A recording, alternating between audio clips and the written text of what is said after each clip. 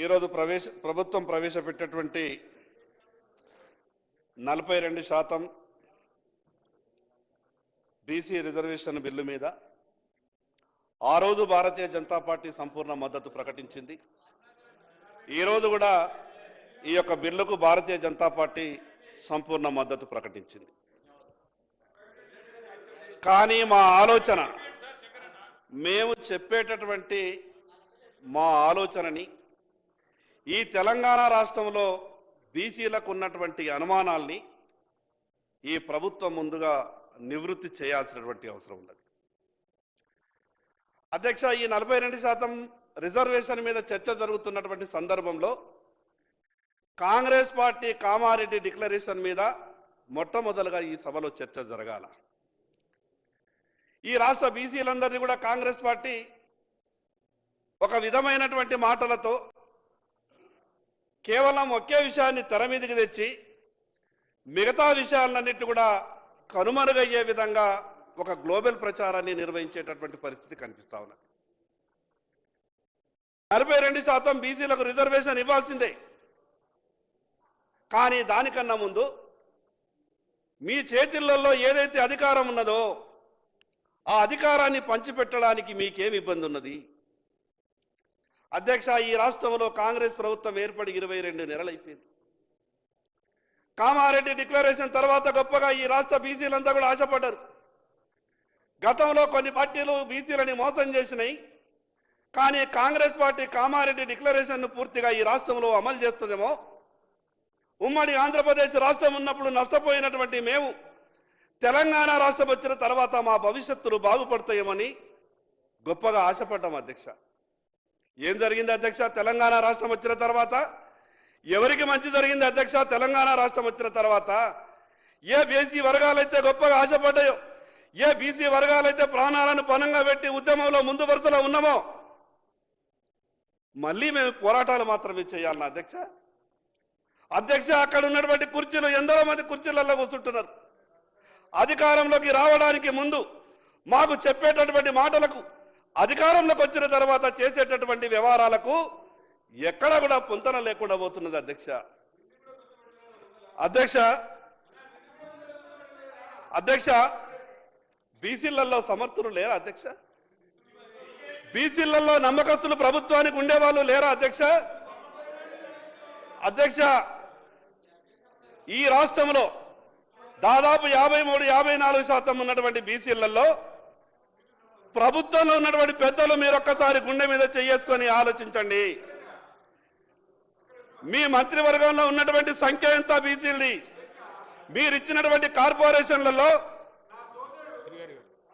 కూడా నా సోదరుడు మేము కూడా ఊహించుకున్నాం అధ్యక్ష. ఖచ్చితంగా బీసీల పట్ల మేము ఏదైతే తపనతో ప్రయత్నం చేస్తా ఉన్నామో, నేను కూడా అనుకున్నా అధ్యక్ష, మా సోదరునికి ముందల స్థానం దొరుకుతుందేమో అని చాలా ఆశపడ్డా అధ్యక్ష. మంచి మాటకారి, సమర్థుడు, చాలా కష్టాలు కిందికెంచి రాజకీయాన్ని చూసినోడు. ఆ స్థానం దొరికితే భవిష్యత్తు బాగుంటుంది మనకు అధ్యక్ష. మరి తమకేమో తన దగ్గర స్థానం దొరకదు అధ్యక్ష. అక్కడ పక్క కూర్చున్న కూడా వాళ్ళ దగ్గర స్థానం దొరకదు అధ్యక్ష. వాళ్ళు వచ్చి మేము ఇప్పుడు స్థానం కలిగించిన తర్వాత కలిగించాలని ప్రయత్నం చేస్తుంటే ప్రశ్నించడం ఎంతవరకు సమంజసమో మా సోదరుడే అది తెలుసుకోవాల్సిన అవసరం ఉంది అధ్యక్ష. ధన్యవాదాలు అధ్యక్ష. అధ్యక్ష, నేను శ్రీయర్ అన్నకు మంత్రి పదవి వచ్చా అంటే నేను గవర్నర్ అక్కడికి ప్రమాణ స్వీకారం వెళ్ళిన తర్వాత మొట్టమొదటి వ్యక్తిని పుష్పగుచ్చం ఇచ్చి ఆలింగనం చేసుకున్న తర్వాత ఎంత ఆశపడ్డా అంటే, ఎన్ని పోర్ట్ఫోలియోలు వస్తారో మా అన్నకు, ఎంత పెద్ద పెద్ద పోర్ట్ఫోలియోలు ఇస్తారో అని చాలా ఆశపడ్డా అధ్యక్ష. మా బాధ అంతా కూడా మీరు చెప్పేటటువంటి మాటలకు, చేసేటటువంటి వ్యవహారాలకు పొంతన లేకుండా ఉంటున్నది కాబట్టి ఈ రాష్ట్ర బీసీలు అనుమానపడతా ఉన్నారు. అధ్యక్ష, ఎంత గొప్పగా చెప్పిండ్రు. సంవత్సరానికి 20,000 కోట్ల రూపాయలు, 5 ఏళ్లు మా కాల పరిమితిలో 1,00,000 కోట్లు మీకు టంచన్గా ఇచ్చే బాధ్యత మాది అని అన్నారు. 22 నెలలు గడిచింది అధ్యక్ష. ఆ లెక్కన 40,000 కోట్ల రూపాయలు రావాలా? 4 పైసలు కూడా ఈరోజు సప్లా నిధులు రాలేదు. అధ్యక్ష, ఉమ్మడి ఆంధ్రప్రదేశ్ రాష్ట్రంలో బీసీ కార్పొరేషన్లు నిధులతో కలకలలాడుతుండే ఈరోజు బీసీ కార్పొరేషన్లకు తాళాలేసే పరిస్థితి, బీసీ కార్పొరేషన్లకు చెల్లి గవ్వలేదు. బీసీ కార్పొరేషన్ల పరిస్థితి ఆ రకంగా కావడానికి కారకులు ఎవరు? అధ్యక్ష, ఈరోజు తెలంగాణ రాష్ట్ర బీసీలు మీకు అధికారాన్ని కట్టబెట్టింది అధ్యక్ష. ఈరోజు బీసీలని మీకు మద్దతు ఇవ్వకుంటే ఈరోజు కాంగ్రెస్ పార్టీ అధికారంలోకి వచ్చేదా? ఓట్లు వేసేటప్పుడు బీసీలు కావాలా, మీకు సీట్లు రావడానికి బీసీలు కావాలా. కానీ ఈ రాష్ట్ర మంత్రివర్గంలో మాకు అవకాశాలు ఉన్నాయి. పోనీ మంత్రివర్గం అయిపోయింది. దాని తర్వాత కూడా ఈ రాష్ట్రంలో కార్పొరేషన్లకు చైర్మన్లు వేసారు. దానికి కూడా పనికిరాము అధ్యక్ష మేము. పోనీ కార్పొరేషన్లకు చైర్మన్లు వేసిండ్రు, నిన్న లేక మొన్న ఆర్టీఐకి కమిషనర్లు వేసిండ్రు. మేము అనుకున్నాం కనీసం ప్రభుత్వంలో జరిగేటటువంటి అన్ని వ్యవహారాలకు సంబంధించినటువంటిది ఈ సమాచారం ఇచ్చేటటువంటి ఈ కమిషనర్లలో మా వాళ్ళకేమన్నా పాత్ర ఉంటుందేమని అనుకున్నాం. అధ్యక్ష, ఎంత అన్యాయం అంటే 6 కమిషనర్లు అపాయింట్మెంట్ చేస్తే ఈ రాష్ట్రంలో 60% ఉన్నటువంటి బీసీలకు ఒక్కరికి అవకాశం రాదా అధ్యక్ష? మేము డీజీపీలుగా వనికిరాం, మేము చీఫ్ సెక్రటరీలుగా వనికిరాం, మేము అన్ని శాఖలలో ప్రధాన కార్యదర్శులుగా వనికిరాం. దేనికి వనికిస్తాం అధ్యక్ష? మేము కేవలం ఓట్లు వేయడానికి మాత్రమేనా? ప్రభుత్వాలు రావడానికి మాత్రమేనా? అధ్యక్ష,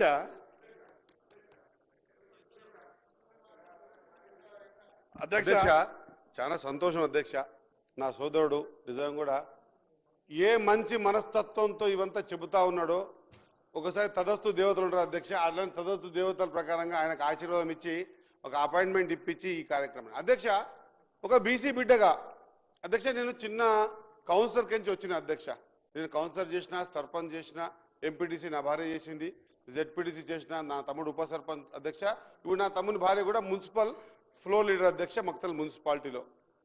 ఈ లోకల్ బాడీ వ్యవస్థ ఉద్యోగ విద్యా అవకాశాలలో అధ్యక్ష మనసులో ఉన్నటువంటి అవకాశాలు మనంలోన భావన చెప్పే ఓ ప్లాట్ఫామ్ ఇన్ని సంవత్సరాల తర్వాత దొరికింది అధ్యక్ష. ఇటువంటి ఇబ్బందులు ఇంకా బీసీ బిడ్డలు పడొద్దనే ఉద్దేశంతోనే ఇటువంటి ఇబ్బందులు ఇంకా రాబోయే రోజులలో నాట్ ఓన్లీ స్థానిక సంస్థలలో కాకుండా అంచెలంచెలుగా ఎదిగి చట్టసభలలో కూడా బీసీ బిడ్డలు వచ్చి తమ హక్కులు తాము అన్ని విషయాలలో తీసుకుందామనే ప్రయత్నం జరగాల. అప్పుడు మాత్రమే బీసీ బిడ్డల భవిష్యత్తులు బాగుంటాయి. మనము రాబోయే తరాలకు కూడా మంచి ప్లాట్ఫామ్ ఇచ్చిన వాళ్ళము అవుతామనే ఉద్దేశంతోనో ఆ సంకల్పంతోనే అధ్యక్ష మా నాయకుడు చెప్పిన మాట, ఇస్ దేశ్ మే జిన్కి జితని ఆబాదీ హై ఉన్కో ఉतना హిస్సేదారి మిల్లా చాయి అనే ఉద్దేశంతో తీసుకున్న ఈ నిర్ణయానికి ఈ చర్చలు కాదు అధ్యక్ష కావాల్సింది. అధ్యక్ష ముందు మనం చట్టసభల వరకు రావాలా, స్థానిక సంస్థలలో మనము 42% తీసుకోవాలా.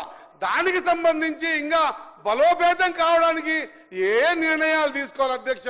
ఒకసారి మనం బయటపడ్డాక ఖచ్చితంగా రాబోయే రోజులలో అన్ని విషయాలలో కూడా 42% రిజర్వేషన్ తీసుకోవడానికి అవకాశాలు వస్తాయి అధ్యక్ష.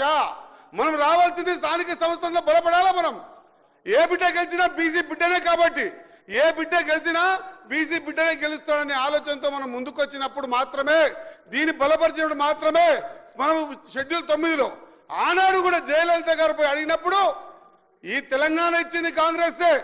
ఆ రోజు పివి నరసింహారావు గారు ఆ 69% రిజర్వేషన్ కి యాక్సెప్ట్ చేసింది కూడా పివి నరసింహారావు గారు కాంగ్రెస్ లో ఉన్నప్పుడే చేసింది అధ్యక్ష. ఇప్పుడు మేము అక్కడ ఉన్న వాళ్ళని, మా గంగుల కమలాకరన్ కోరుతా ఉన్నా, మా పాయల్ శంకరన్ కోరుతా ఉన్నా, అక్కడ ఇక్కడ మధ్యలో భారతీయ జనతా పార్టీ అధికారంలో ఉంది అధ్యక్ష. వాళ్ళు చేయాల్సిన పనిని వాళ్ళు చేయకుండా లేదా అపార్ట్మెంట్ ఇప్పించకుండా అడిగితే కూడా ఇవ్వకుండా ఈ షెడ్యూల్లో పెట్టే అవకాశాలని దూరం చేసే ప్రయత్నం చేసుకుంటా నా సోదరు మాట్లాడుతూ ఉండు అధ్యక్ష. నా సోదర మనం నేను ఇంతకుముందు మాట్లాడదామంటే కొంత ఉండంలే, ఇది ప్రశాంతంగానే పోదాం ఈరోజు అనుకున్నాం అధ్యక్ష. మా గంగుల కమలాకరన్ కోరుతా ఉన్నా, ఒక మాజీ మంత్రి అధ్యక్ష మా సోదరుడు ఒక బీసీ మంత్రి పట్టుకొని ఈ విధంగా అనడం వల్ల చులకన అయితే అధ్యక్ష. సభలో కానీ సభ వెలుపల కానీ మనని మనం అనుకుంటే ఏమంటారు చూడు అధ్యక్ష సామెత, నా కులానికి కులం వైరం, నీసుకు నాసు వైరం అన్నట్టు మనం ఆ విధంగా పోకుండా అధ్యక్ష ఖచ్చితంగా ఎంతవరకు ఉన్నా కూడా ఈ 42% రిజర్వేషన్ ని మనం లోకల్ బాడీస్లో తర్వాత అన్నిట్లో కూడా ముందుకు పోయే విధంగా ఒక బలమైన ప్రయత్నం చేసి మనసుతో సహకరించవలసిందిగా మా పాయల్ శంకరన్నను లేదా మా గంగుల కమలాకరన్నను మిగతా బీసీ నాయకత్వాన్ని ఇంత ఈ చట్టసభలు రావడానికి చాలా కష్టం అధ్యక్ష. ఆ అనుభవంతో చెప్తా ఉన్న అధ్యక్ష, ఈ చట్టసభలు రావు ఈ స్థానానికి రావడానికి ఒక బీసీ బిడ్డ మళ్ళొక జన్మ ఎత్తినంత ఇబ్బంది పడాల్సి వస్తుంది అధ్యక్ష. రాబోయే తరాలకన్నా మనం ఒక మంచి ప్లాట్ఫామ్ ఇచ్చిన వాళ్ళం కావాల్సిందిగా మీ అందరితో రిక్వెస్ట్ చేస్తా ఉన్నా. సభను చర్చలకు ముందు పోనివ్వకుండా మనం ఈ బిల్లుకి సంపూర్ణంగా మద్దతు తెలిపే విధంగా ముందుకు రావాలని రెండు చేతులు జోడించి వినమ్రంగా నమస్కారం ముగిస్తా ఉన్నా అధ్యక్ష. నమస్తే అధ్యక్ష. కన్క్లూడ్ చేయండి పాయల్ శంకర్ గారు. ఇప్పుడే 5 నిమిషాలు మాట్లాడి కన్క్లూడ్ చేయండి అధ్యక్ష. నేను చాలా స్పష్టంగా కేవలం ఒక రాజకీయ పార్టీని నిందించాలనో లేదా రాజకీయ వ్యవహారాలతోనే నా నోటి నుంచి మాటలు నేను మాట్లాడతలేదు. సామాజిక మార్పు అనేది రావాలని మీరు బలంగా కోరుకుంటున్నామని చెప్తున్నారు కాబట్టి ఈ రాష్ట్రంలో మీ చేతిలో ఉన్నటువంటి అధికారాన్ని అందరికీ పంచండి, జరుగుతున్నటువంటి అన్యాయాన్ని మాత్రమే ఈ సభ దృష్టికి తీసుకొచ్చేటటువంటి ప్రయత్నం చేస్తున్నారు.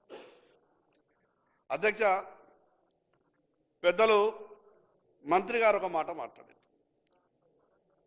అంతకుముందు గంగుల కమలాకర్ గారు కూడా ఈ దేశంలో ఏ రాష్ట్రాల్లో ఏ రకమైనటువంటి పరిస్థితులు సంభవించినాయి, ఏ రాష్ట్రంలో ఏ హైకోర్టులు ఏమేం చెప్పినాయి, చివరికి షెడ్యూల్ 9లో చేర్చినటువంటి విషయం మీద కూడా సుప్రీంకోర్టులో ఏం చర్చ జరిగింది, ఈ విషయాలన్నిటి మీద కూడా మాట్లాడారు.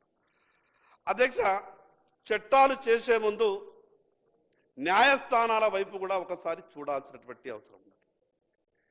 న్యాయస్థానాలకు కూడా చేసినటువంటి చట్టం మీద ఎక్కడా కూడా ఏ రకమైనటువంటి కామెంట్ చేసేటటువంటి పరిస్థితి కానీ మిగతా ఇబ్బందులు సృష్టించడానికి అవకాశాలు లేకుండా జాగ్రత్తగా చట్టాలు చేయాల్సినటువంటి అవసరం మన మీద ఉంది. అధ్యక్ష, గంగుల కమలాకర్ గారు కోరుకున్నట్టు ఇది 42% చట్టం కావాలా, అమలు కావాలా, ఆ భగవంతుడి దయతో ఎవరు కూడా కోర్టుకు పోవద్దు, ఎక్కడ ఎటువంటి ఆటంకాలు కలగకుండా బీసీలకు లబ్ధి జరగాలి. అధ్యక్ష, చివరికి పార్లమెంటులో షెడ్యూల్ 9లో జోడించినటువంటి అంశం మీద కూడా సుప్రీంకోర్టు స్పష్టంగా చెప్పింది. మీరు షెడ్యూల్ 9లో చేర్చినంత మాత్రాన మాకు సమీక్షించేటటువంటి అధికారం లేదు అనుకోకుండ్రి, దాన్ని కూడా మేము సమీక్షిస్తాము అని గౌరవ సుప్రీంకోర్టు చెప్పింది. అధ్యక్ష, ఈ విషయం అయితే మంచిగా జరగాలని కోరుకుంటున్నాం. కానీ ప్రభుత్వం బాధ్యత లేదా? ఈరోజు మీరు ఇచ్చినటువంటి కామారెడ్డి డిక్లరేషన్ మీద మీరు కట్టుబడి లేరా? 5 ఏళ్లలో 1,00,000 కోట్లు ఇస్తున్నది 22. అధ్యక్ష,